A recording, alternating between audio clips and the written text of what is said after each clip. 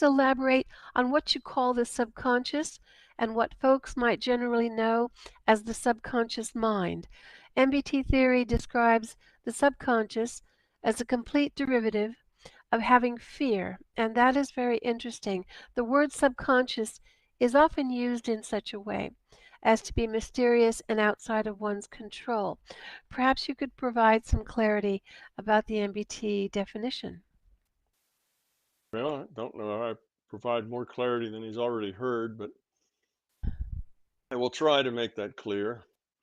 And yes, the subconscious, sub meaning beneath, conscious. So it's like a portion of your consciousness that is outside of your intellect.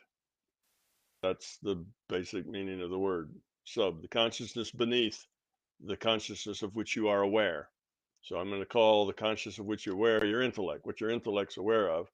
And then there's this other part of you that's just down there. And that's where all the emotion tends to reside, the fears, the beliefs, all that stuff is down at this level outside of your intellect, or at least portions of it are down there. So when somebody insults you, you don't have an intellectual response. Oh, I just got insulted. I should be angry. All right, let's be angry now. That would make anger an intellectual thing, but it's not. Somebody insults you and the anger just pours up. You immediately are upset, annoyed, angry, hurt, whatever it is. That's just a feeling. So most of our feelings are in our subconscious, or maybe all of our feelings are in our subconscious. That's the feeling space. Okay, what MBT says is that once you get rid of your fear, you no longer have fear, you no longer really have anything to hide. You try to hide from your fear in a sense that you try to pretend that the fear isn't there. You have all sorts of strategies that help you do that.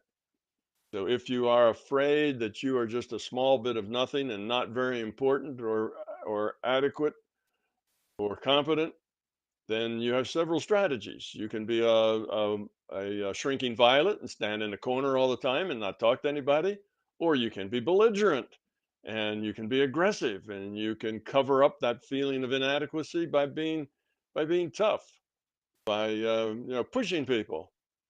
So there's two opposite ways, but they're there for the same reason, to cover up a fear so that you don't have to see that fear. You don't have to accept it. You don't want to accept what you fear.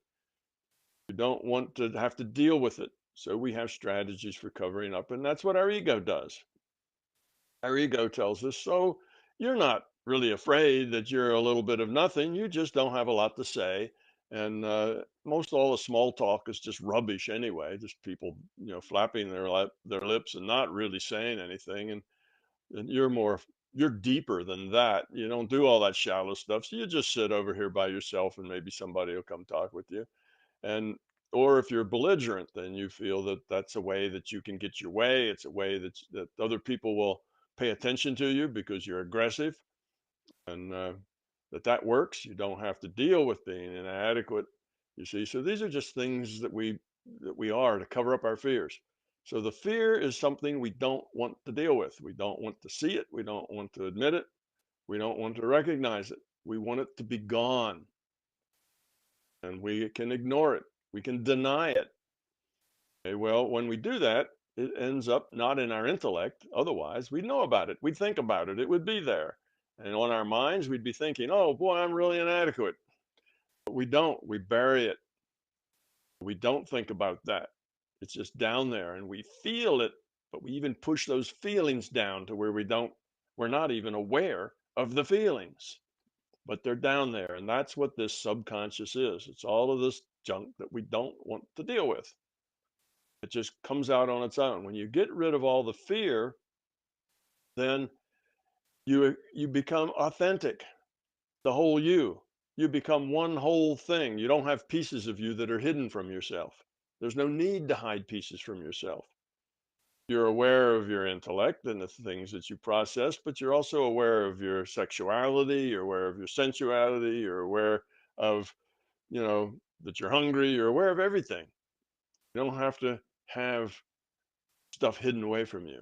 So you become a whole aware person of all your parts. None of those parts are surprising. And when somebody comes up and is rude to you and insults you, you don't get angry because it takes fear to get angry. You just deal with it in a positive way.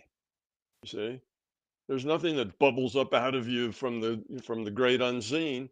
You just deal with it in a positive way.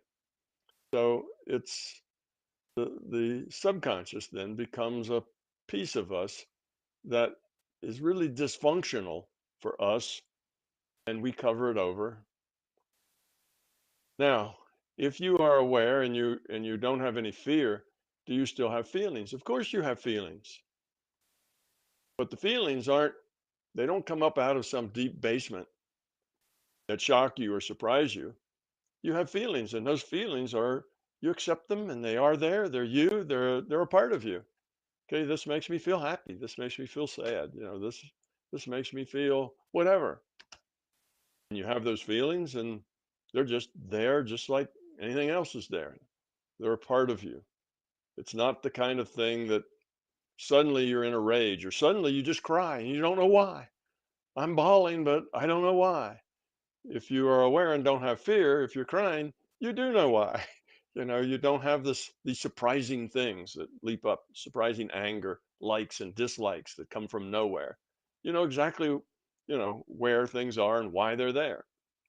You don't have dislikes for the most part. Everything's okay.